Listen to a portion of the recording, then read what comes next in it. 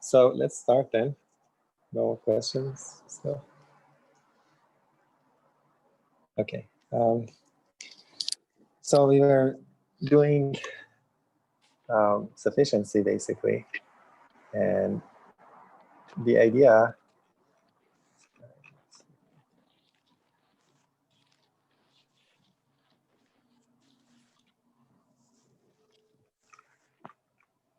so we were doing sufficiency, and the idea was that sufficiency gives us a way of compressing the data by discarding the irrelevant information. And this is the definition. So if you have a probability model, which is a collection of probability distributions indexed by a parameter theta, a sufficient statistic. So a statistic is sufficient if conditional on that statistic t, the distribution of x does not depend on theta. In other words, when I look at the conditional distribution of x given t, I can come up with a conditional, let's say conditional distribution that does not depend on theta. So it's called the Markov Caret. And so this idea allows us to basically throw away the data in a sense and keep the sufficient statistic. And if someone asks us to regenerate the data, we can just generate from this conditional distribution and produce a data that has the same statistical characteristics as the original data. Okay, and we went through this example. We had the Bernoulli trial, IID, Bernoulli random variables, and we cared about estimating this Bernoulli parameter. We saw that the sum of these Bernoulli variables is sufficient for estimating that parameter. Okay, does that make sense?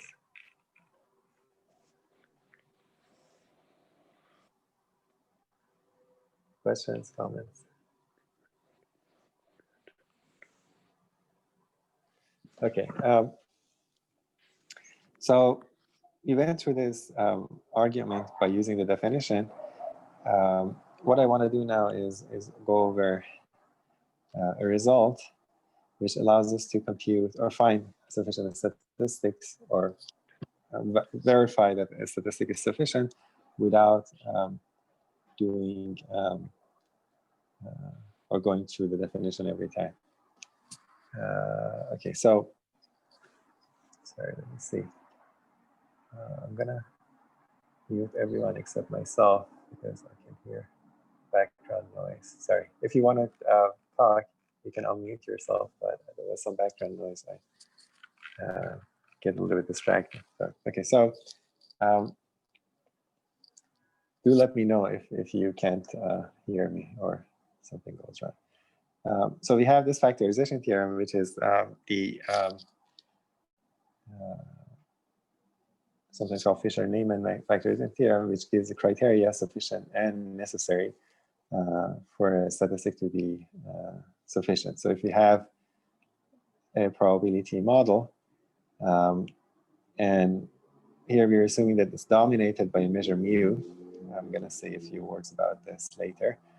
The statistic t is sufficient if and only if there exists g, theta, and h. These are two non-negative functions, such that I can write the density in this factorized form. So I have this term, and then I have that term multiplied by this other term. Okay, so the two terms have this property that this sort of contains all the information about theta, and this, as you can see, does not have any dependence on theta. And so the first term that depends on theta depends on the data only through t of x. Okay, so the part of the density that depends on theta only depends on the data through T of X. So the part of the density or the factor that depends on theta depends on the data only through X. Sorry, only through T of X, not the X itself. And then there's this other factor that can depend on the entire data, but that factor does not depend on theta. Okay, so that's the content of the factorization theorem. So here, dominated by measure mu is a technical measure theoretic term, which means that these probability distributions have a density with respect to some common underlying measure mu. So for example, all continuous density or continuous distributions that you know of are dominated by the Lebesgue measure. So they have density with respect to Lebesgue measure. All the discrete distributions that you know of usually are dominated by the counting measure, usually on the integers. So they have densities with respect to the counting measure, where the density in that case is the probability mass function. So what we care here is that, like, technically, this dominating measure does not depend on a specific parameter. So you're saying there is some underlying measure such that we can get these probability distributions, these parametric probability distributions. So I can evaluate what this probability distribution assigns to an event by integrating that density p theta of X with respect to that measure, underlying measure, over that set A. And so then these densities, which is with that common underlying measure, we need to have this factorized form. And then we have this qualification, which is usually, which usually appears in these equalities involving random variables. So you don't need this equality to hold everywhere, but you need it to hold mu almost everywhere. So this is almost everywhere.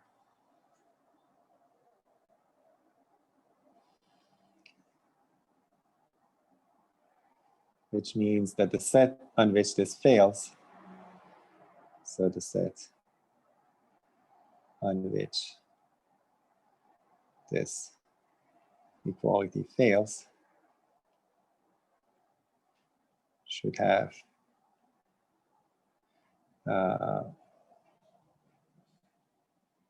measure 0 under mu. Okay, mu of that set should be 0, which is a technical condition we often encounter in these settings. Okay, is the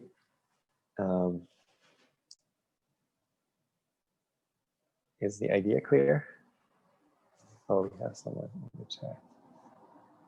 What does dominate mean? Okay, so I already answered this. Did I answer your question?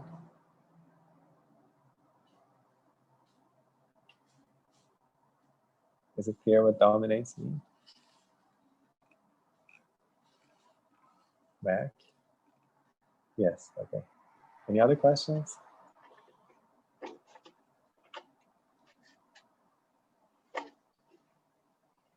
Do you have any other questions?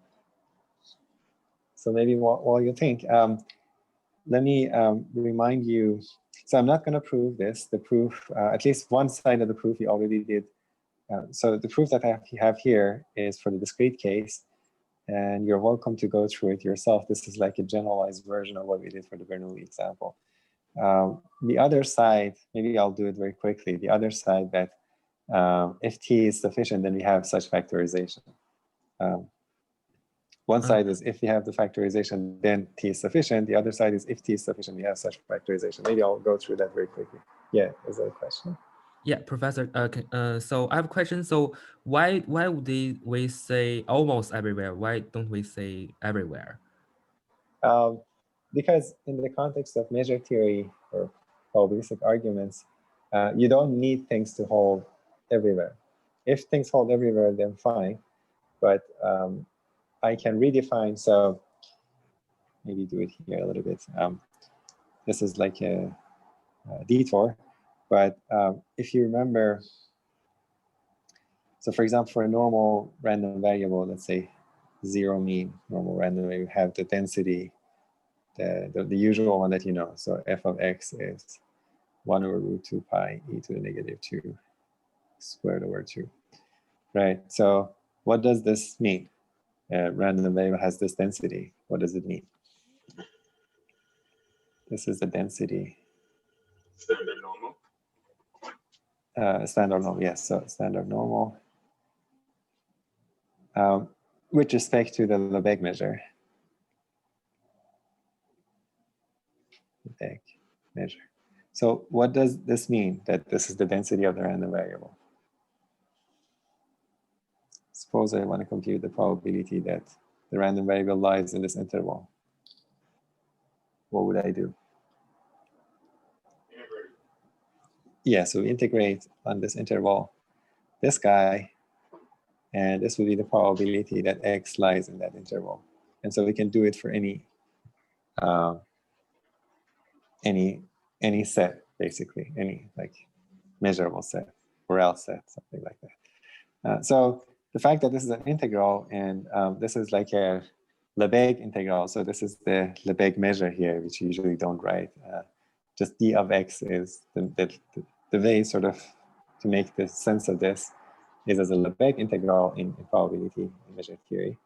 And the way that it is defined, it doesn't matter if I redefine this at a single point to be something else. I can define easily this to be, let's say 5 here if I want.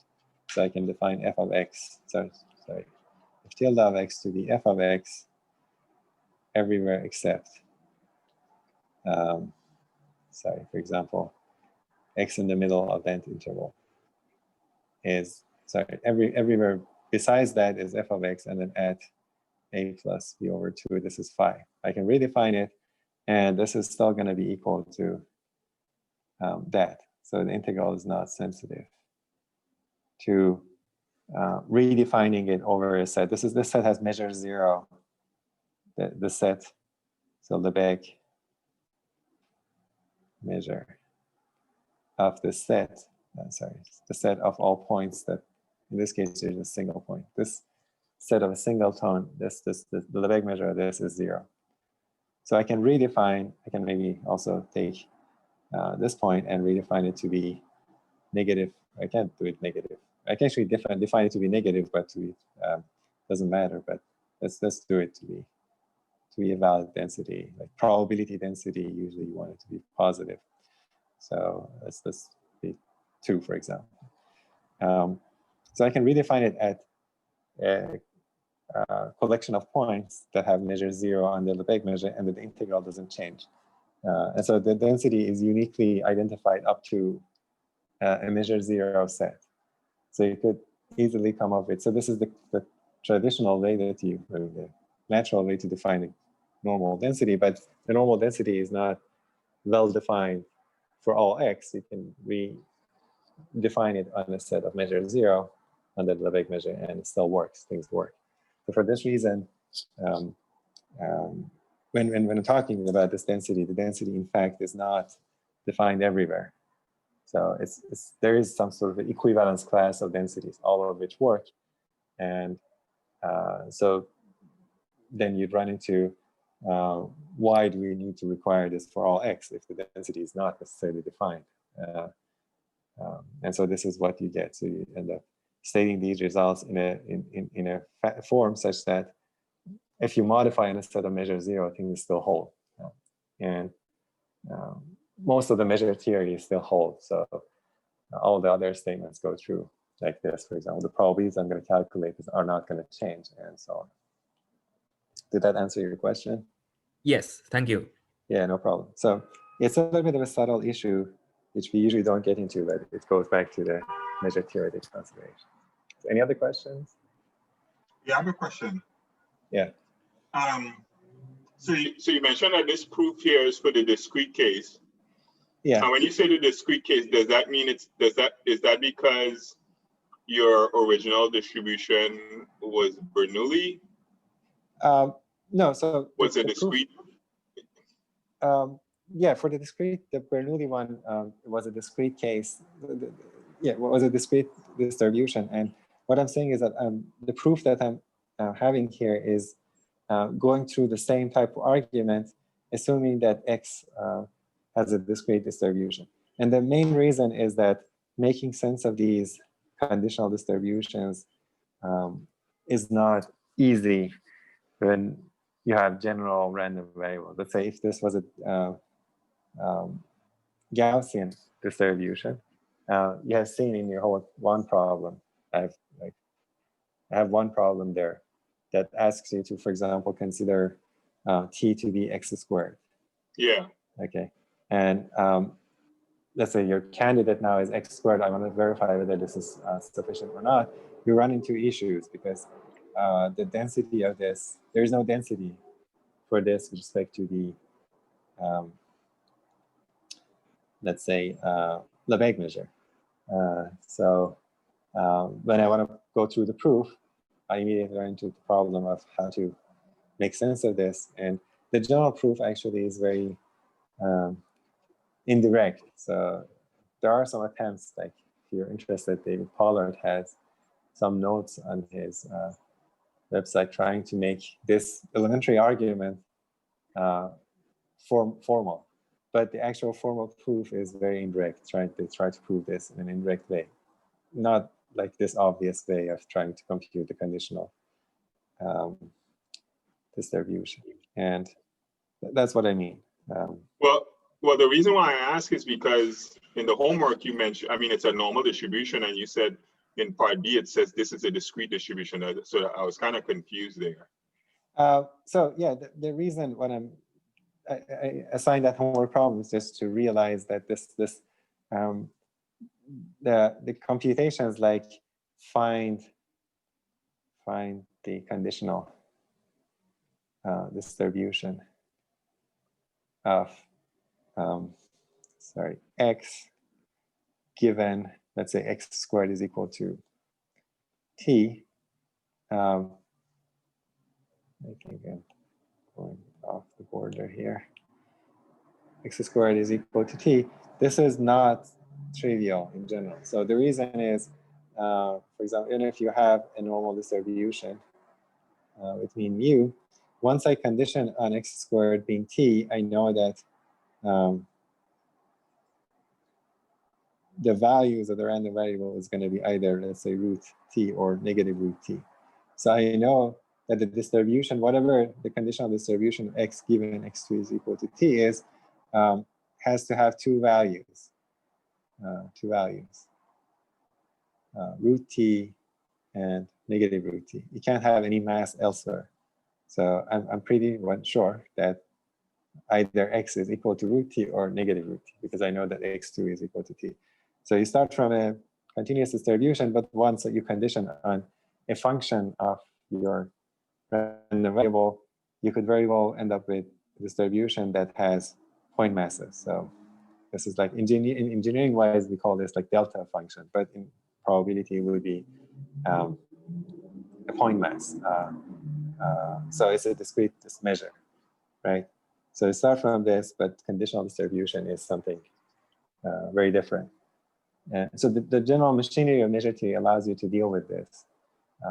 So there's a well-defined distribution, but elementary probability runs into issues. So that's what I'm saying. So this proof that I have is elementary, and it can't be generalized easily. And that example in homework was just to give you a taste of what could go wrong, right? Does that make sense? Yes. Yeah, hopefully, yes. Okay. Well, I mean, I'm still confused about the homework problem, but that's another issue. Right, but it's good. I mean, you can think about it, and we can like discuss it in the office hours. That was supposed to like make you guys think. So we also get, I think, another homework problem later. I think I'm going to post the second maybe So you have a multivariate normal distribution, try to compute the joint distribution given that the sum is a given variable, has a value. This also is like a singular distribution. And you have to come up with a roundabout way, like a clever way of like describing this. What is the distribution of a normal random vector given that their sum is equal to something? And there is like a transformation that you can apply and make sense of this. But like you see, like we'll also see like a third example later in the course. But these are like just, I would say, teasers of like some of the difficulties that you might run into if you try to be rigorous about these problems. But the good news is people have figured this out. So they have figured out they have, like, let's say, more careful people have proven this theorem that given these assumptions, sufficiency is equivalent to this, and we can verify this. It's much easier to just work with the density. You don't have to worry about what is the conditional distribution of x given t.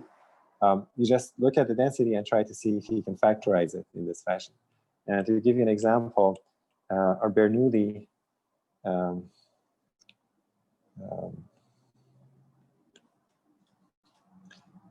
example, x1 up to xn, our Bernoulli theta.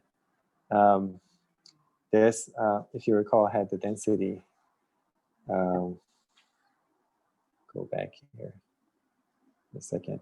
This had this density, theta to the t of x times 1 minus theta to the t of x. So if I do this, theta to the t of x, 1 minus theta to the n minus t of x, where t of x is just sum I from 1 to n xi.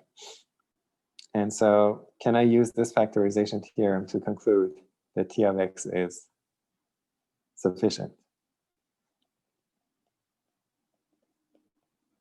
Anyone can guide us through this?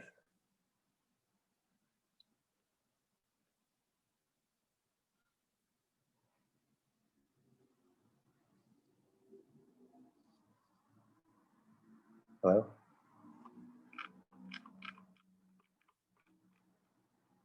Comparing this expression with this factorization that we have in theorem 1, can we conclude that t of x is sufficient?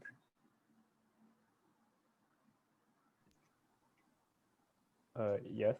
If you separate out the exponent in the 1 minus theta, and then combine theta tx, 1 minus theta minus tx. Yeah, I can do that, but still, if I separate it, there would be dependent on theta. So oh, sorry, yeah, my bad. Maybe we don't need to separate. Just call this whole thing theta, g theta of t of x. Right? Can we say g So of h of x to be 1? Yeah, so you can say this times h of x, where h of x is just 1, and g theta of t is just theta t, 1 minus theta n minus t. So we have this function that then I apply to this function. It depends on theta, but I can apply it to t of x, and then I also have h of x is equal to 1. So this is in this factorized form. So you can see the dependence on theta, the dependence of the likelihood basically on theta is only through t of x. And this already gives you immediately from the factorization theorem that t of x is sufficient. You can see like immediate consequence, whereas we did a lot of work to prove this. Does that sound good? Okay, so in the interest of time, I'm going to skip the proof even the other side. It's easy to read for yourself, at least. This is because it's discrete. Everything makes sense. But I'm going to move on maybe to another example. So here's another example that we're going to use often. So we have x1 up to xn, they're IID uniform from 0 to theta. This family is also dominated by the Lebesgue measure. Basically, they have density, the continuous random variable. They have densities with the Lebesgue measure. The density is just uniform 0 to theta, and the value is 1 over theta, right? So 1 over theta. So now we want to show that the maximum of these is sufficient for theta, let's say. So maximum x1 up to xn, sometimes written like this. And so I start with the joint density, which can be written as the product of these marginal densities by independence. So this is independence. And these marginal densities are, the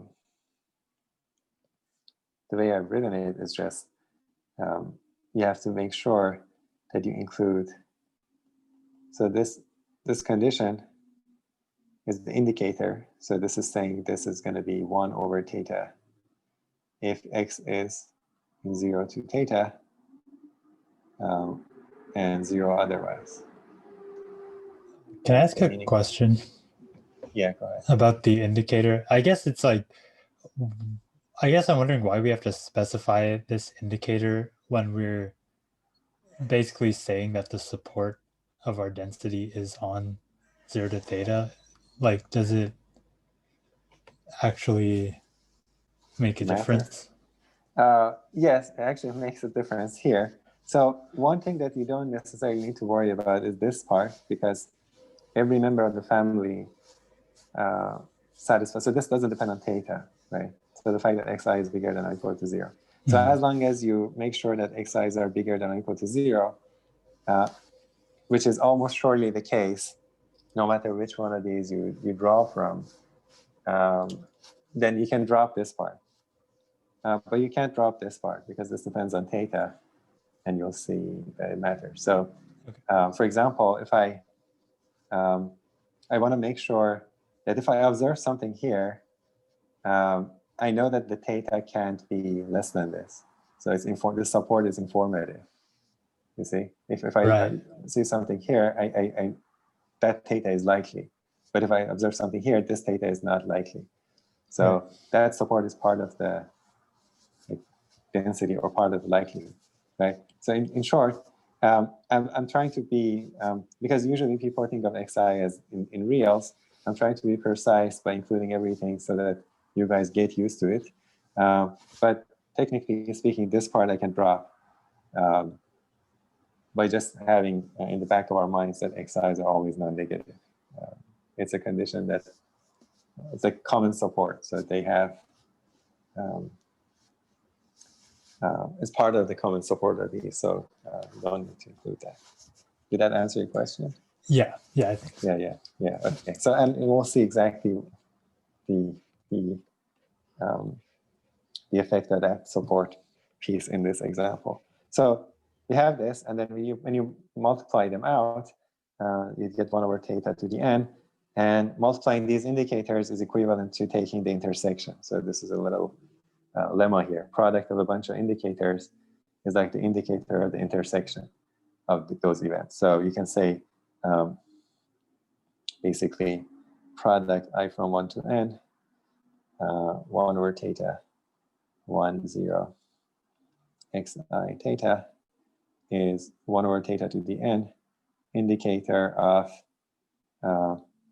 the event or the set that contains all of these. The intersection, sorry, theta here. In other words, it would be, better to write it like this. Yeah, sometimes I write, this is a different notation, you put it downstairs here. That's fine. So this would be indicator.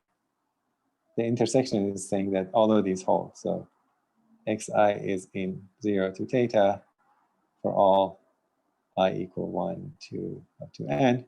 And this can be equivalently written as minimum of xi is bigger than or equal to 0, and maximum of xi is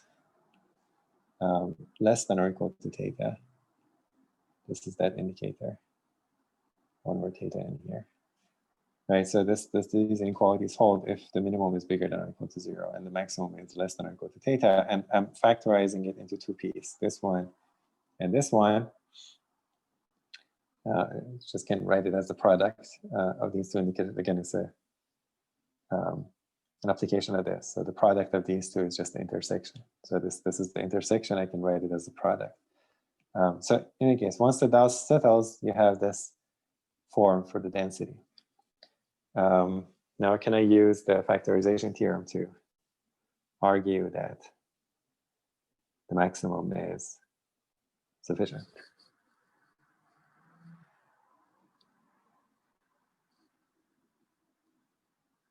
Is maximum sufficient? Yes, because you have the 1 over theta n times the indicator max is less than of xi is less than theta, and that's your g theta, and the h is the other min part. Yeah, min.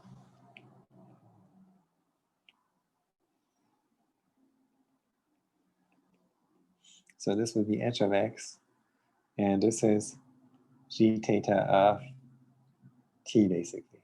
T being xn, right? Or xn. So that's my t of n. So this is only a function of the max.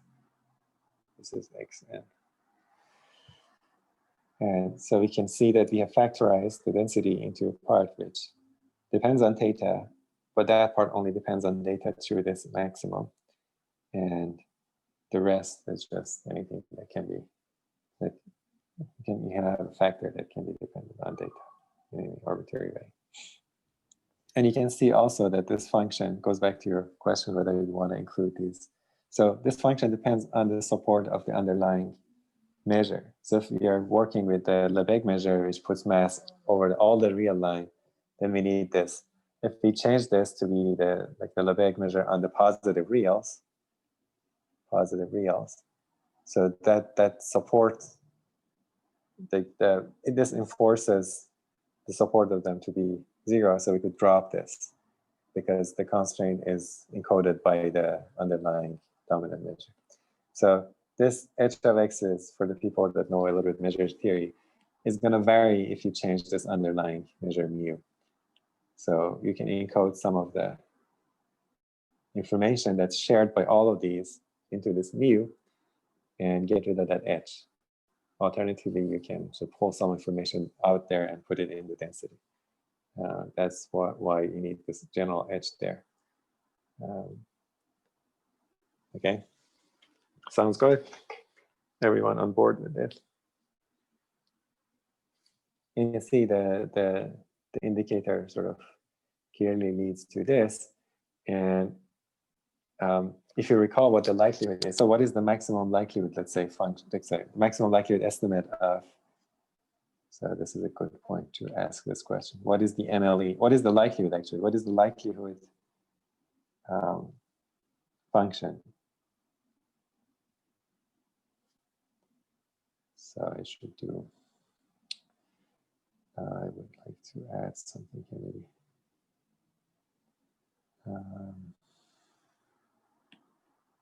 Anyone can tell me what the likelihood is?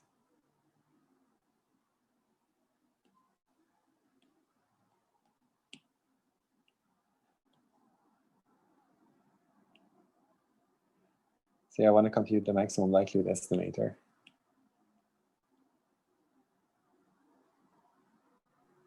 So we know that the maximum is sufficient. So any useful, like any reasonable or useful estimator probably is going to be only a function of the max. For example, let's see what maximum likelihood estimator would be in this case. Are you asking the class or it's? Yes, I'm asking. Let's say what is the the likelihood function, let's say first, if you recall what the likelihood is. But what you've written here is the likelihood function. I want a little bit more precise. Why you can say that this is the density I've written here, right? So can you comment on what exactly is the likelihood? Let's say I want to plot the likelihood function. What So you'll consider it as a function of theta, like look at it as a function of theta rather Great. than a function Yes, of x. that's what I was looking for. So I'm going to look at this as a function of theta. That would be my likelihood. Usually you write it like something like L theta given x, or let's say L theta of x if you want, or the other way around. It depends. You can write it like this. So as a function of theta, what does it look like?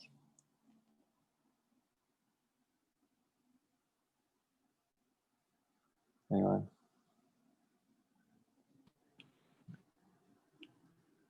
Well, It's a decreasing function. It is an increasing function. Really? Increasing No, or decreasing? Decreasing. A decreasing Okay. function. Yes. So is it going to have like values everywhere? Is it going to be 0 somewhere? It becomes 0 after theta surpasses the maximum of xi's. Yeah, so at maximum xi here, from 1 to n. So before this, it's going to be 0. So at this point, it's going to be theta n, 1 over theta n, and then drops to 0, right? So that's the likelihood function. And you can see this is not necessarily a density. It doesn't integrate to 1 necessarily. And it looks different from the density, because the density is constant. The density, any one of them is constant given. So you fix theta, you look at the function of x, it's a constant function. You fix x, you look at theta, you can see this is the likelihood. The likelihood is a decreasing function. So what is the maximum likelihood? So this is the likelihood function. So what is the MLE? The maximum likelihood estimator. just the max xi. Right. Why? Because it's a decreasing function. Yeah, because that's where the maximum of the likelihood is achieved. Yes. That's the point where the maximum is achieved. So at this point, the theta that achieves that maximum is the maximum likelihood estimator. So it turns out that the maximum likelihood estimator is actually that sufficient statistic that we found. In general, the maximum likelihood estimator need not be exactly the function that you like. If you have a sufficient statistic, doesn't mean so. We can have multiple sufficient statistics. So, for example, someone comes up with t of x to be twice times the maximum of xi, I from 1 to n, plus 3. Is this a sufficient statistic? I don't want you to prove it, just intuitively. Is this sufficient? I tend to believe it is, although it's not the minimal sufficient statistic. Yeah, we'll get to that.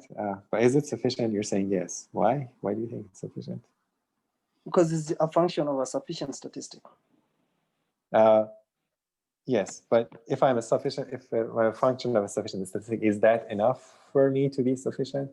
So for example, if a constant function is a function of any other statistic, so for example, I could have like t double tilde of x to be 5.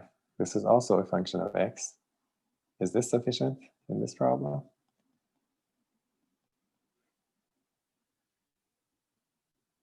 Is it sufficient? No. No. Why not?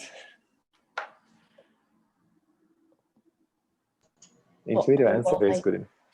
Oh, well, my guess for the first equation was that since it's just a linear function of the max maximum like xi. Yeah, it's an affine And function, it's yes. Sufficient because the maximum x element or random variable, sorry, is a sufficient statistic. Yeah, so it's an affine function because it's constant, but you can say it's linear with some abuse of terminology. It would be linear if this wasn't here, but generally what I understand what you mean. So it's an affine, or let's say linear function of the sufficient statistic that we have. But why is that? Why is that enough? So there's a linear mapping between these sufficient statistics to the original one. Yes, and? So we can always transfer back to the original sufficient. Exactly. Okay, that was what I was looking for. The reason why that works is that because I can write t of x as a function of write it as. So I can recover the original sufficient statistic, the max, from this statistic. I know this is sufficient, and if I have t of x, I can recover the max, which is sufficient. So this guy has to be sufficient. Why? Because I can write the sufficient statistic as a function of it. So if this information is enough to reconstruct the sufficient statistic, so this guy has to be sufficient itself. Okay. Since we can reconstruct the sufficient stat t of x from t of x, this shows that t tilde of x is sufficient. And this is not sufficient t double tilde because you lose information. If I have the t double tilde of x, I can't recover max of x. So intuitively, this is not sufficient. Okay? Intuition is clear here.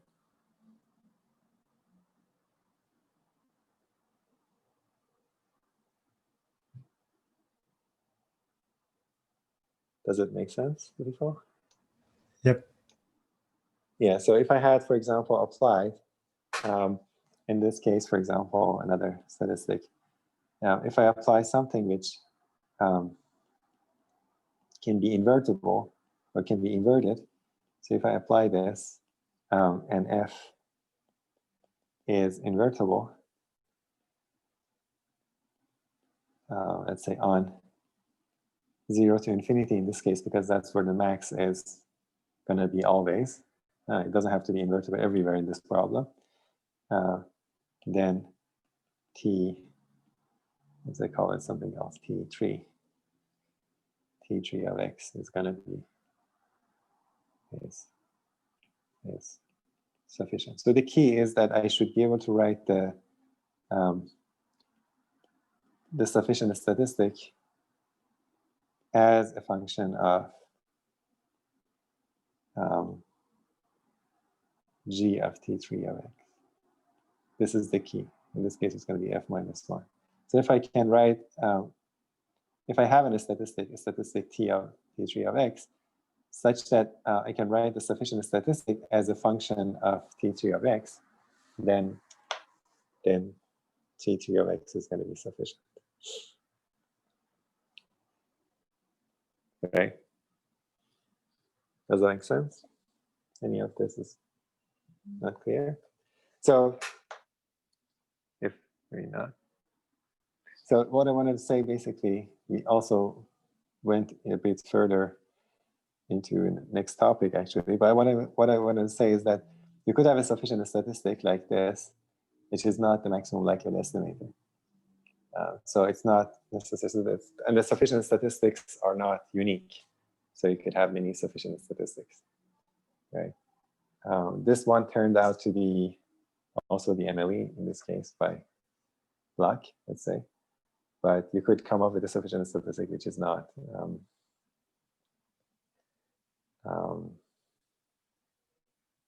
exactly the Mle. Questions? Yeah, so can you, I don't know, this might have been in some of what you said before, but can you kind of generally say what the relationship is between a sufficient statistic and the MLE? Like, I know you said it's not always, once you have a sufficiency, it's not always the MLE. Yeah.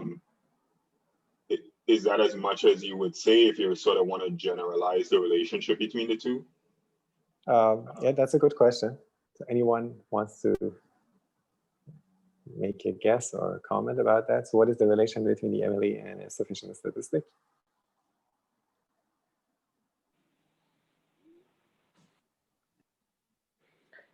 I tend to believe the MLE is a function of the sufficient statistic. Yes, that's the general idea. Why? Maybe can you justify it?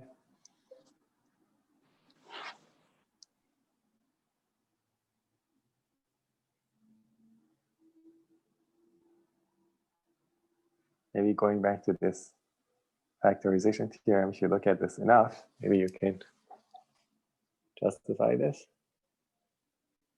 So the MLE maximizes the likelihood. Can we use the factorization theorem to make that conclusion, more or less, that the MLE should be a function of the sufficient statistic? Should be a function of any sufficient statistic. So you give me a sufficient statistic, I claim that an MLE should be a function of that sufficient statistic.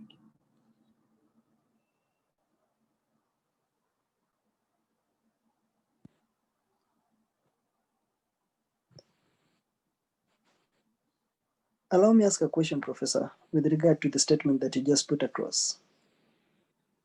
Okay. Are there no situations or scenarios whereby the sufficient statistics do exist, but the MLE does not exist?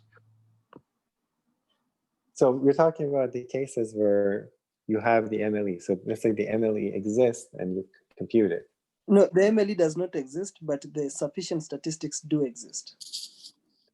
Right, sufficient statistics always exist and the MLE could not exist. Yes, that's true. So what I'm saying is that we don't worry about those cases. I'm talking about the case where you can compute the MLE. There exists, let's say, an MLE, or let's say unique maximum likelihood. You're right. There could be cases where the MLE does not exist, and there always is a sufficient statistic, as I pointed out last time. The data itself is always sufficient. So you can't say there is no sufficient statistic, but you can say there is, like in this particular problem, there is no MLE. Yes. In that case, what I'm saying is just vacuous. We're talking about the case where you can find the MLE, there exists a maximum likelihood estimator. Can I say that that has to be a function of a sufficient statistic? Does that make sense? In the cases where the MLE exists, it should be a function of a sufficient statistic, any sufficient statistic. I also think your screen stopped sharing. Yeah. Oh. I think the likelihood is a function of theta, and only G theta depends on theta in that equality. So the MLE has to be a function of the sufficient statistics. Yes, that's the basic idea. So if you look at this expression, when you try to maximize the likelihood, you're looking at you're looking at this as a function of theta. You're basically looking at this and trying to maximize this function as a function of theta. And still not showing. Oh, really? Yeah. Okay, let's try one more time. Oh, I think the battery is low because otherwise, it decides not to show anything anymore. Interesting. Yeah, we can see it now.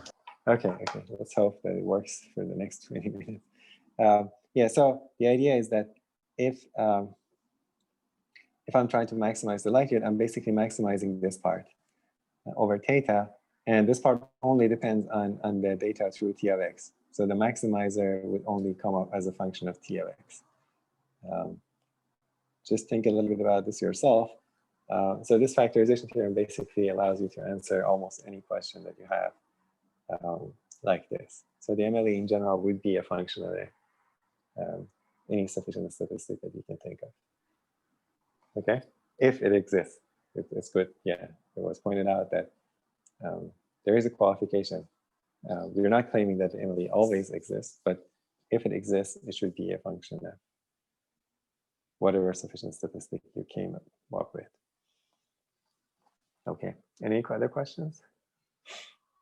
I have a question. So, Yeah. even though we can find MLE, does that always exist a sufficient statistics for the MLE? So MLE and sufficient statistics are different concepts, right? So we talked about the fact that the MLE could, there are cases where the MLE could not exist. That's true. And I also mentioned that a sufficient statistic always exists because the data itself is always sufficient. So now what is the question? Is there anything else? Yeah, I understand. Okay. Good. Any other questions? All clear. So this little exercise that we did here is actually useful. So I can just build on that immediately, maybe after this slide. One more slide and then we talk about that. So the entire data is always sufficient. So this came up a bunch of times. And so there is always a sufficient statistic. And if the data is IID, there's always more reduction. I think this might be one of your homework problems, but you can use factorization theorem to show that my claim is that if you have IID data, so the data is IID, then the order statistic is sufficient. And the order statistic, where we have used this notation, is just obtained by just ordering the values of the statistics that you observe. And this notation is common. So for example, x sub parentheses 1 is the minimum, and this is the maximum. We have used this notation here, if you recall. This is the order statistic notation. And then all the guys in between also can be named accordingly. So for example, if my data comes in as 1, 5, 3, then the order statistic would be 1, 3, 5. 5 would be the maximum, and then 1 would be the minimum. And you can see that if the data is, let's say, 3, 5, 1, or 1, 3, 5, or a bunch of other permutations, all of them have the same, so like the same order statistic. So there is a reduction from data to this, where I lose the order or the ranks of the data in the language of statistics. So I can decompose the data into the order statistics and the ranks. The rank says, let's say, what was the first data? Was it like the smallest guy, the second smallest, or the largest? So in this case, I know that the first guy was the smallest, the second guy was the largest, and the last guy was in the middle.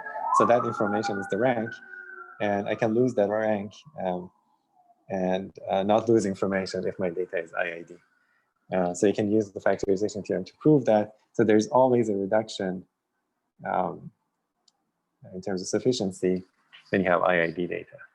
Okay. Does that make sense? In fact, I would add this a little bit here. In fact, it's enough to assume that this vector x1 up to xn is exchangeable. So there is reduction under exchangeability. So exchangeability means that the distribution of my random vector does not change if I permute the coordinates. And so IID, being IID is an example that generates an exchangeable distribution. So under exchangeability, we have this reduction. So there's always like at least some reduction that I can make. Does that make sense? I haven't proved it, but you can prove it using your factorization theorem. Try to write down the general joint density and then argue that that joint density can be written only as a function of the sufficient statistics, the order of statistics, at least the part that depends on theta. And then you're done. Okay? Does that make sense? Are we good? Yep. I have a question. Yeah. So does that mean if the data is not IID generated, then we can't exchange the order of the data? I mentioned there is a little bit of an extension. So even if they're not IID, if the joint distribution is exchangeable, you can do it. But beyond that, no. If your model is more general, it may not. It may not. It is not necessarily the case that the order does not have information. So the order could have information. If you lose it, you might lose information. I see. Okay. Yeah. No problem. Okay. So, no questions? So let me go back to this, the statement I made here. So there is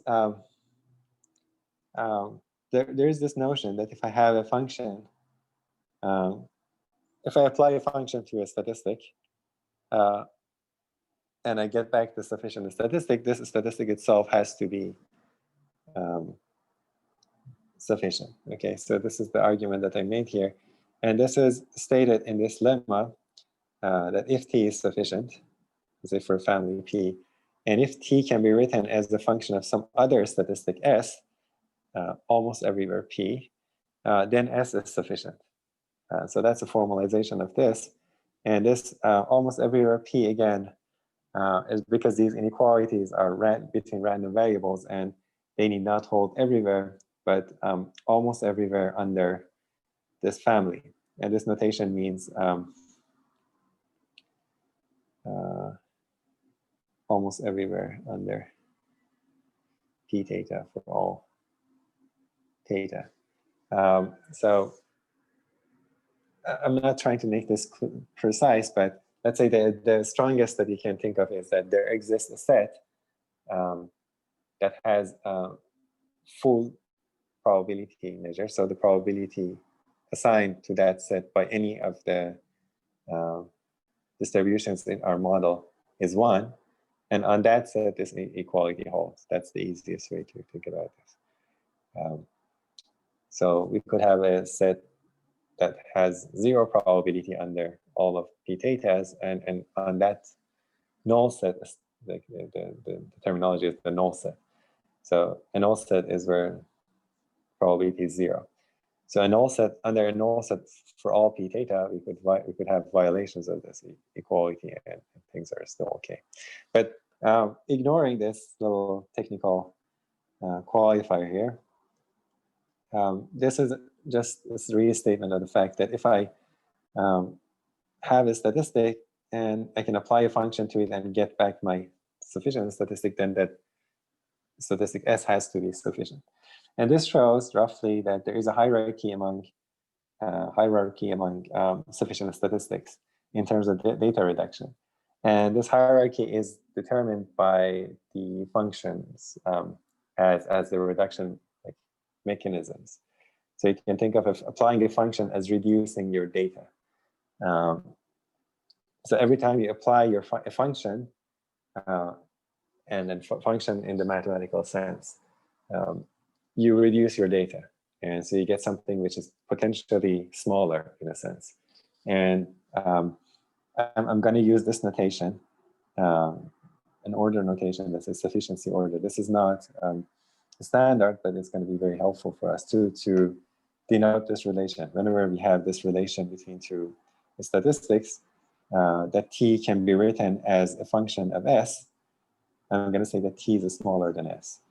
Can you clarify what you mean by reduce? You apply the function, you reduce the data. What does the reduce the data mean? Yeah, so what I'm saying here is, so if you recall, like this is going back to the basic definition of a function, which, so if you recall, a function, let's say between two sets, let's say I have 1, 2, 3, this is like A, B, C, could be a very abstract function. So anyone remembers what was the definition of a function? I don't know where you learned this first, but it's like a very, very basic, it's somewhere along the line where you took math. You learned about functions, but probably forgot what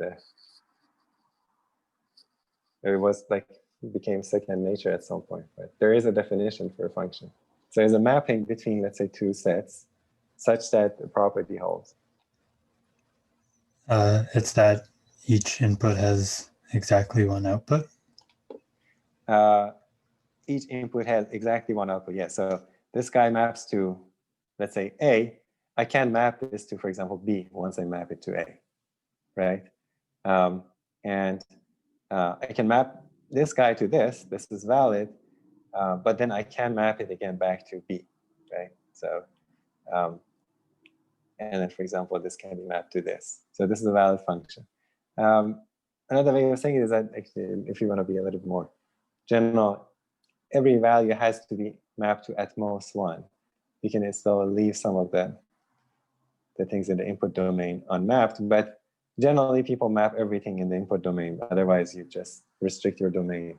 So this is the domain of the function. The definition is that I can map every value in the input has to be mapped to exactly one, or let's say at most one. It can be mapped to more than 1 point. But two different points can be mapped to a single point. And that's what we mean by reduction. So if you think about this definition, you can see there could be some reduction of information. So the resolution in this space is generally less than the resolution in the original space, because if I have 1, 2, 3, I can determine where I go. But if I observe the value of the function here, particularly if I observe A, I don't know where I came from, whether it was 1 or 2. So there is this loss of information here. So in this sense, functions sort of reduce the information. Got it. Okay, great. Yeah, and if you think about this like this, some of the other things that we also discussed would come clear. But this is a very interesting kind of view of functions that come up when you think about sufficiency. So that's the natural way to think about reduction of information as just applying a function. So functions by nature tend to reduce. So the way that you could keep information is that if this mapping somehow was 1-to-1, so if it was 1-to-1, we did not lose information. We could reverse this. But generally, the functions are allowed to reduce information. Any other question? So maybe a couple of examples here. So first, this statement that I mentioned, intuitively clear, can be proven using the factorization theorem. I encourage you to formally try to prove it. Most of the things that we talk about in terms of sufficiency can be formally proved using the factorization theorem. So here's an example. T is sufficient. T squared is sufficient. Is this true in general?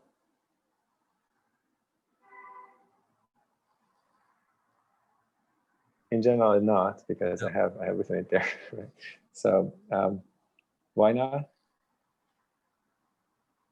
Because you don't have a unique function such that you can always transform t squared back to t. Yes, you lose the sign information. You can't recover t back. So if I have t squared, I just know the absolute value of t. I don't know the sign. So I can't recover t. So if t is sufficient, it could be that t squared is not, if there is information in the sign. So, but if I have t squared, if I show that t squared is sufficient, is it the case that t is sufficient?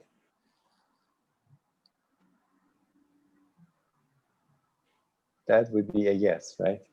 Because if I have t squared, t squared, I mean, we can see by this. So if I have t squared and I have t here, so I can write t squared as a function of t. So t has to be sufficient, right? T squared has less information in a sense than t. So if t squared is sufficient, t is sufficient, because once I have t, I can reconstruct t squared. So I'm using this notation. The function t squared, or the statistic t squared, is less than or equal to t.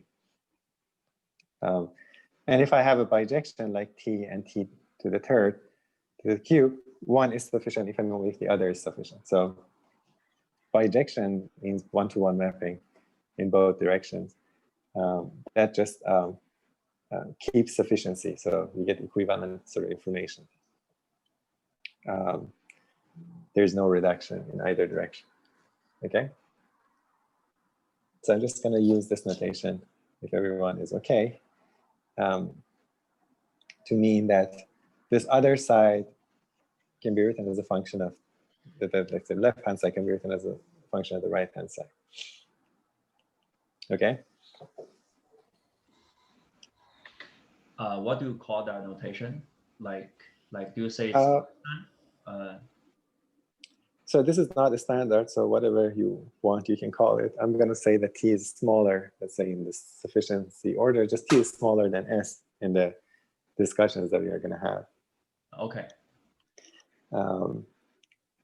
But just warn you that this is like a notation that I'm using. It's not something that you'd see elsewhere. So don't assume that this is like known. But this is basically roughly means there uses the function such that t can be written as a function of s almost everywhere p. Instead of writing this all over like over and over again, I'm just gonna compactly write it like that. So if you think of these functions as reduction procedures, then you can think of a hierarchy, and then you can ask what is the smallest possible sufficient statistic. Because you give me a sufficient statistic, maybe I can apply a function and make something smaller, and that still be sufficient, and apply another function, that will be still sufficient. How far can I go? And once you pursue this, this leads to the notion of minimal sufficient statistic, which is something that we would like to figure out. What is a minimal sufficient statistic? Okay, any questions?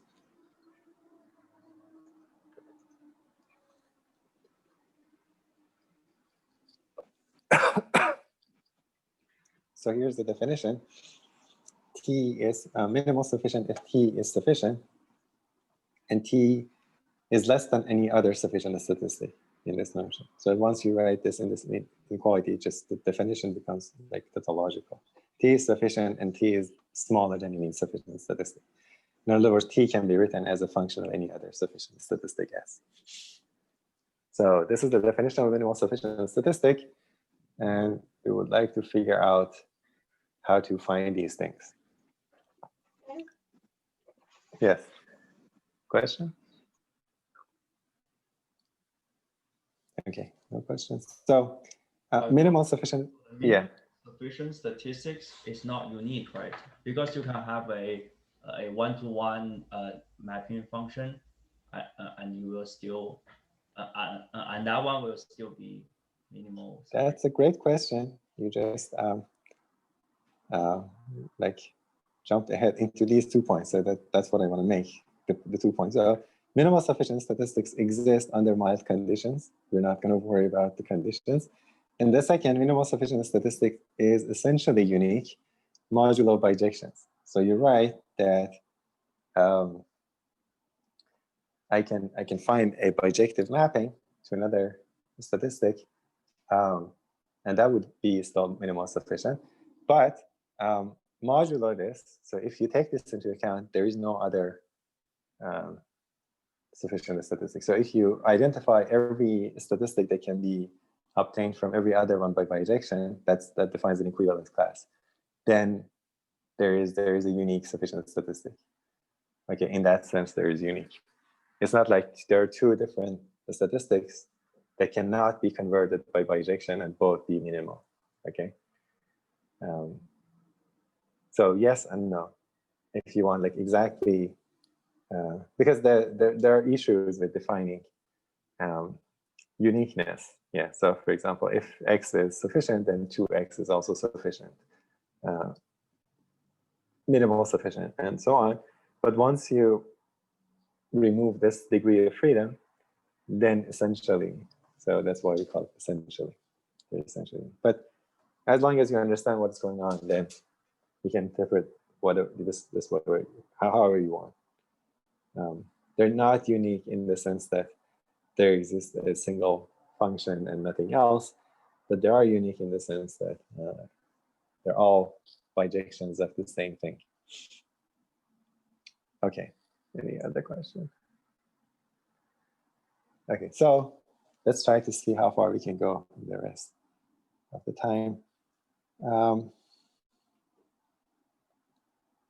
So consider x1 up to xn their IID p theta, and this family has density of this form. So they have a base density like that, and then you shift it around. So this is called the location family. The location is the parameter. So this is centered around 0, this density, and then by shifting it, you shift the location. So the parameter is measuring the location of your data. So an example is where when alpha is 2, this corresponds to the normal location family. And in this case, we'll see, or you show it by factorization theorem, just write down the density, that the sum or the average of xi's is sufficient, and later we'll show that this is minimal sufficient. So there's a one-dimensional minimal sufficient statistic. In the case alpha equal 1, this is a Laplace or double exponential family, and then you can show that no further reduction beyond the order statistic is possible. So if you recall, because this is the IID setting, the order statistic itself is sufficient, but this is an example where there is no further reduction possible, and we'll discuss this. The machinery that would below allows us to show that in this case, the minimal sufficient is essentially the order statistic. And so you can see there's like a little change in the density, changes the minimal sufficient statistic. It's very sensitive to the parametric family of your model. Okay, so for the rest of the discussion, what we are going to do is we're going to assume that the family has is dominated